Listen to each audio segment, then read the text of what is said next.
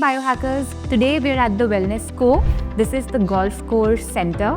I'm going to walk you through a couple of key biohacks. So before that, let's go in and say hi to the team. Hello.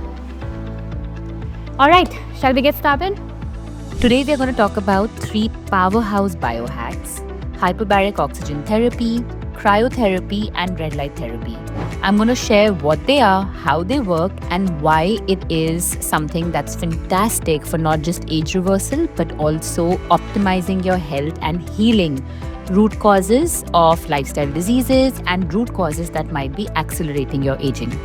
All right, let's dive in. The first is hyperbaric oxygen therapy, or HPOT, which involves breathing pure oxygen in a pressurized chamber.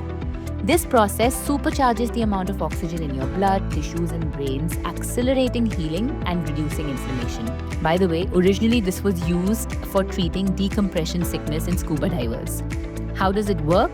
Under increased pressure, oxygen dissolves into plasma at a much higher level than normal. This allows your body to absorb oxygen in ways it typically wouldn't, promoting deep tissue repair, reducing oxidative stress, and enhancing cognitive functions. Who should use this? Athletes looking for faster muscle recovery, or if you are struggling with muscle recovery after workouts, this is a great therapy. People with traumatic injuries or neurodegenerative conditions, also people who are dealing with chronic wounds or chronic infection, and if you suspect mitochondrial dysfunctions by experiencing symptoms like chronic fatigue, systematic inflammation, or cognitive decline or decline in focus, this is a great option. How often should you do it? If you are using this therapeutically, then you can do up to 3 sessions a week. But if you're looking at this as a biohack for general well-being and improving your health span, then 1 to 2 sessions a month is good enough. Next up is cryotherapy. This is one of my favorite biohacks simply because it is the ultimate biohack for inflammation, recovery, and fat burning. It essentially involves exposing your body to sub-zero temperatures, usually below minus 100 degrees Celsius to minus 150 degrees Celsius, for just about 2 or 3 minutes. Even here, you'll see me first enter into chamber 1, getting my body used to a cold temperature, and then getting into the main chamber where temperatures fall below negative 100 degrees Celsius, and spend about 3 minutes in chamber 2.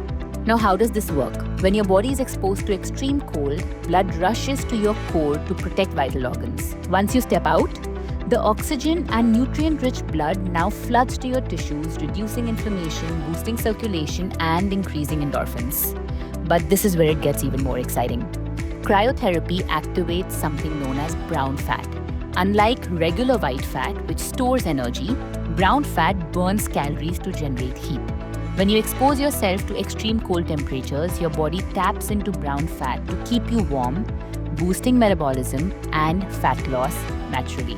Studies show that people with more active brown fat have higher calorie burning rates, improved insulin sensitivity, and even better metabolic health.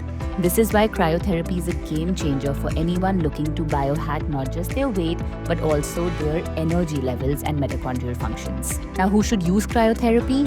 Athletes or active individuals looking to recover from intense training, or people with chronic pains, arthritis, or inflammation, people who are looking for metabolic boost and long-lasting fat-burning impact, even those looking to combat the effects of stress or anxiety, and biohackers looking to activate brown fat, boost metabolism, and increase and improve their health span. How often should you use it? Begin with 1 or 2 sessions a month and gradually build it up to 2 or maybe even 3 sessions a week. But the key is to start slow. Try and spend maybe 10 seconds, 15 seconds, or whatever time you can in this cold temperature and gradually build it up to 3 minutes per session. I don't just use cryotherapy chambers for this, I also do this as ice bucket or ice baths at home. This way I can maintain the consistency of doing it regularly.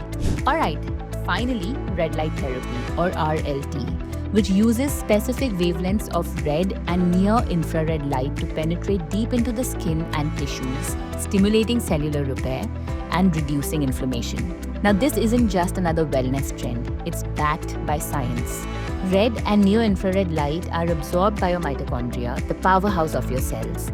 This increases ATP production, which is the energy currency of your cell, That's why it boosts energy, speeds up healing, and reduces oxidative stress. Just like cryotherapy, I don't just do this at wellness centers. I do this at home every single day by simply using a red and near-infrared bulb so that I can spend time in front of it for 10 to 20 minutes every day. Who should use red light therapy? People with joint pains, muscle soreness, or injuries.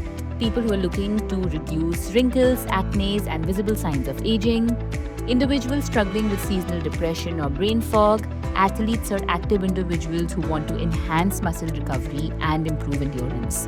Now you can use RLT every single day. About 10 to 20 minutes is enough, depends on the device that you're using, but understand that consistency is key for seeing real benefits with this therapy. So just like me, get a red light therapy bulb and make this a part of your daily routine.